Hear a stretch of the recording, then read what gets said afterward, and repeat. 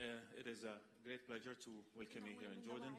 You're no stranger to Amman. You've been here many, many times before, and I think you know firsthand how strong and how solid our friendship and our partnership is. And you're visiting with us so early into your assumption of your responsibilities as Secretary of State is yet another sign of how valuable that partnership and how solid that friendship is. I look forward to continuing to working with you, sir, on building our relationship, strengthening our bilateral ties, but also cementing our partnership, which has done a lot of good at bad times for the causes of peace, stability, and security that we pursue as common objectives. So you're here as a friend, and ولدينا أهداف مشتركة. أنت هنا صديق ونرحب بك الآن. Our partnership is one in pursuit of peace and stability, as I said. We value that, and we also value the tremendous support that the United States has continued to give Jordan throughout the years. The new MOU, which we just recently signed, the first under President Trump and the largest ever to Jordan, is extremely important to our efforts to carry out our necessary economic reforms and to enable us to meet our defense and developmental needs. So that again, talks today offer the tremendous opportunity to go over an array of issues, many of the challenges that we face. Again, the conversation was focused on how we can continue to work together to bring about peace and stability to the region, and we'll continue to coordinate and cooperate as we try to resolve many of the conflicts and crises that have denied the peoples of the region the peace and stability and opportunity that they deserve. Key to that, as you know, for us in Jordan, is the Palestinian-Israeli conflict. This is, we believe, the main cause of the instability in the region, and its resolution is the key to achieving the lasting comprehensive peace that we want. The two-state solution remains the only path to that peace as we believe in Jordan. It is the solution that would allow for the emergence of an independent, sovereign Palestine state with East Jerusalem as its capital in the lines of June 4, 1967. There is a deadlock in peace efforts now, and we know that the status quo cannot be maintained. We have a difficult situation, but the challenge on us all is to make sure that this difficult situation does not get worse. We in Jordan are committed to doing everything we can in cooperation with our partner in the US and other in the international community to make sure that we create political horizons and move towards achieving that solution. Yes, that the two-state solution is being challenged. Yes, there are many obstacles, but I think what is the alternative? We cannot give up in our efforts to achieve peace, nor can we say that there is any viable alternative that we can sustain. The Secretary and I are also in agreement on Syria. We need a political solution that will preserve the integrity, sovereignty of the Syria and a solution that will be acceptable to the Syrian people. We believe Geneva is the path to achieve that solution on the basis of 2254. The de-escalation zone in the south is an example of U.S. Russian cooperation. That zone has saved a lot of lives, has prevented against further destruction, has prevented against new waves of refugees, and we in Jordan are host to over 1.3 million Syrians, so that is a tremendous pressure that we have. And that zone has helped mitigate all those risks. We are going to continue to preserve that zone and work towards a peaceful solution to Syria and that zone. And that deal wanted to be as a first step towards that ultimate political solution to the Syrian crisis. The war on terror is a war that we fight together. Terrorists are outside our humanity. They certainly do not belong to any culture, to any civilization, to any... They're outside our own humanity. As His Majesty says, they are thugs, they are outlaws. We fight that war in defense of our people, in defense of our security, but also in defense of our human values and in defense of the values of peace and respect that Islam embodies. So we continue to be partners, and this is a war that we fought side by side, and we appreciate the U.S. leadership in this effort, which again has achieved tremendous successes last year as we defeated ISIS in Syria and we deprived them the territorial control. The challenges are enormous, and they continue to be so, and this is the Middle East, and it's never a dull moment, as they say.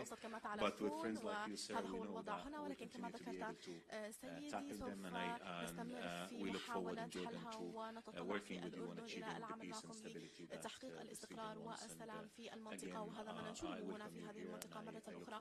أرحب بك وأتطلع إلى العديد من الاجتماعات في المستقبل. شكرا جزيلا. Thanks for the kind words for Minister Safadi. It's wonderful to be here. Thank you for the incredibly warm welcome I received here today. I'm thrilled to be here in Jordan on my very first trip as Secretary of State. I told Foreign Minister that I came here before I went to my office, so kind of on the way to work. I came here to signal how important Jordan is to the United States. Our partnership is essential to both countries. Our friendship between America and His Majesty King Abdullah, and I wanted to come here also to reaffirm all of those ties. This is indispensable to our two nations, and I think to the region as well. As President Trump said when he welcomed King Abdullah to the White House, we are deeply committed to preserving our strong relationship and to strengthening America's long-standing support. Support for Jordan's security and stability is an important national interest of the United States. We want the Jordanian people to know this. We want you to know that our commitment to your country is firm. The United States is the single largest donor of economic, security, and humanitarian assistance to Jordan. We're quite proud of that. We think it's the right thing to do. In February, the United States and Jordan signed a new 5-year MOU in which we committed to provide over $6.3 billion in bilateral foreign assistance to Jordan over the next 5 years. This increase comes at a time when Jordan is facing an adverse impact of conflict on its border. The conflict raging in Syria remains a threat to Jordanian peace and security. We'll continue to work with Jordan to help the kingdom defend its borders, always. We must not let Syria again become a safe haven for ISIS or for any other terrorist group. The United States goals for Syria are clear: defeat ISIS, ensure the safe delivery of humanitarian aid, de-escalate the violence, something we spoke about at some length this morning, deter the use of chemical weapons, and ultimately support a political resolution to the conflict.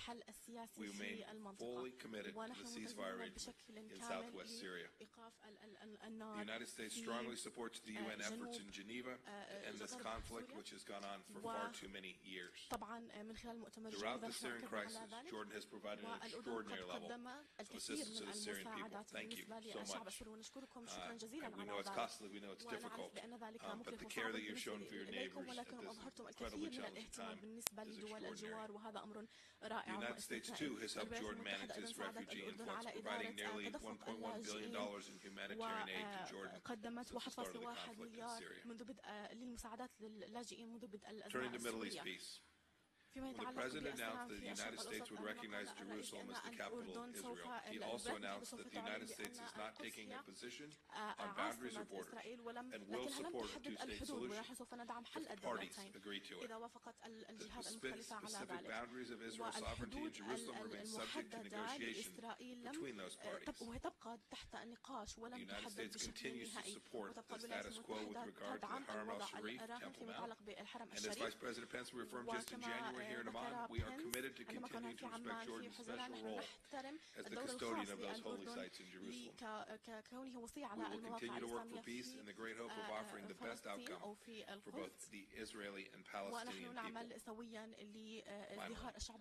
Both of our countries know the threat that Iran poses to the region. This morning we had a chance to discuss how best to counter Iran's malign influence and activity in the region, and with all of our allies we've had discussions with respect to the JCPOA. We will continue to work together to support bilateral ties between the United States and Jordan. We're going to make progress on these key regional issues, and we will move forward to ensure a stable and safe Middle East with Jordan as our ally and partner. Thank you for hosting me here in Jordan today. It's been a pleasure.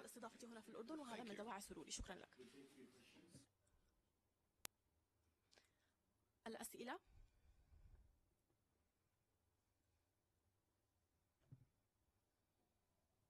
هاني موعد تلفزيون أورينت. We can speak in Arabic.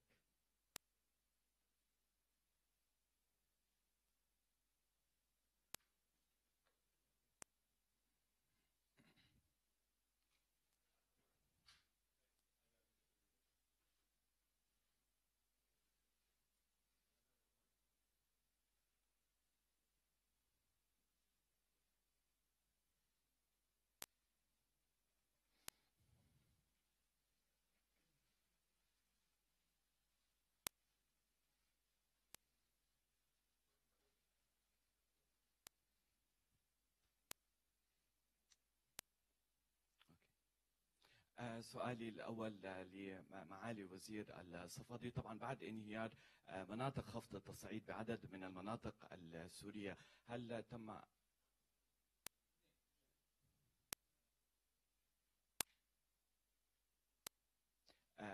تم حصول على تأكيدات بأن منطقة خفض التصعيد في الجنوب السوري سوف تبقى قائمة، خاصة هناك توتر في العلاقات الأمريكية الروسية؟ وأيضا سؤالي للسيد بومبيو، ما هي الاستراتيجية القادمة للولايات المتحدة الأمريكية في سوريا بعد الضربة الثلاثية في سوريا من قبلكم وأيضا فرنسا وبريطانيا؟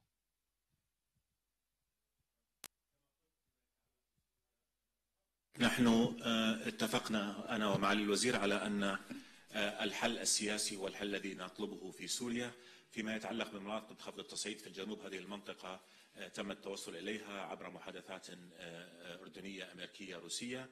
أنتجت هذه المنطقة أفضل اتفاق لوقف النار حتى الآن.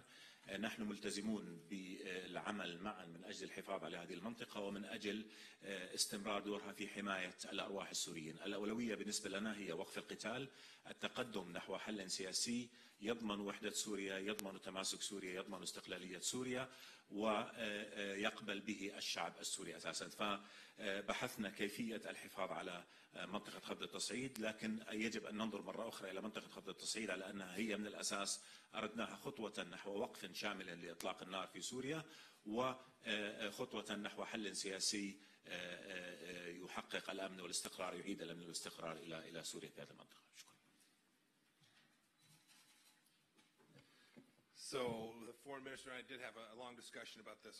We are together jointly in perfect accord with respect to how to proceed with the objectives in Syria. It is a Geneva-based process led by the UN to achieve a political resolution to continue to de-escalate the conflict so that we can begin to resolve all of the various political challenges that are faced there. You asked in particular about the strikes that were undertaken by the United States and the French. It is the case that the use of chemical weapons is special and unique, and President Trump has made very, very clear that this is intolerable. It presents enormous risk to the world if we don't reestablish a deterrence framework for the use of chemicals in combat.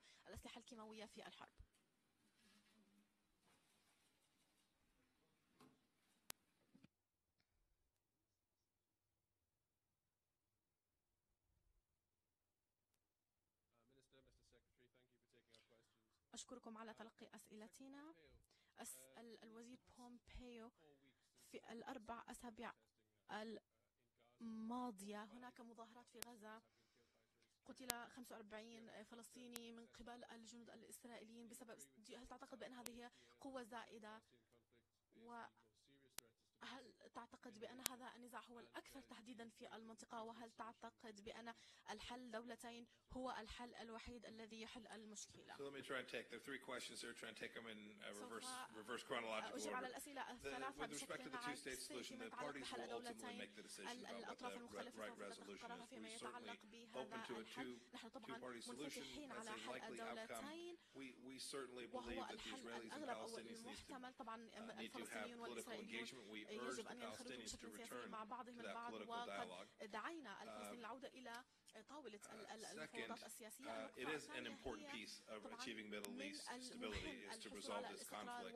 So precisely how to rank it amongst all the various challenges, I'll defer on that. Know that it is an incredible priority for the United States to provide whatever assistance we can to allow the two parties to come to a resolution of this incredibly long-standing and important conflict. Your first question is about the activities in Gaza over the past days and weeks. We do believe the Israelis have the right to defend themselves, and we're fully supportive of that. ونحن ندعمهم.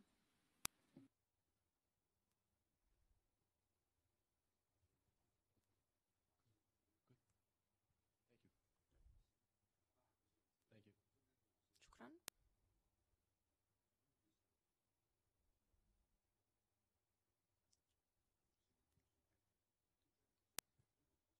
شكرا معالي الوزير. أنا إسلام سمحان من قناة رؤية.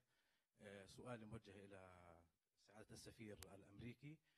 تعلم الآن هنالك حديث عن صفقة القرن، ويقال في الكواليس أن ربما هذه الصفقة تنفذ على حساب دول الجوار، وتعلم أن الأردن من أكبر الدول التي تستقبل لاجئين في هذا الملف الفلسطيني. هل تعملون فيما يسمى صفقة القرن بمعزل عن الدور الأردني؟ هذا بالنسبة إلى الشق الفلسطيني. بالنسبة إلى القضية السورية، ما هي الآن الدور الأمريكي السياسي في سوريا؟ تعلم بالأمس كان هنالك لقاء على مستوى الدول الضامنة في موسكو، إيران وتركيا وروسيا، واتفقوا على وحدة سوريا وسيادتها، ولكن كان هناك غياب للدور الأمريكي في هذا الاجتماع. وشكرا.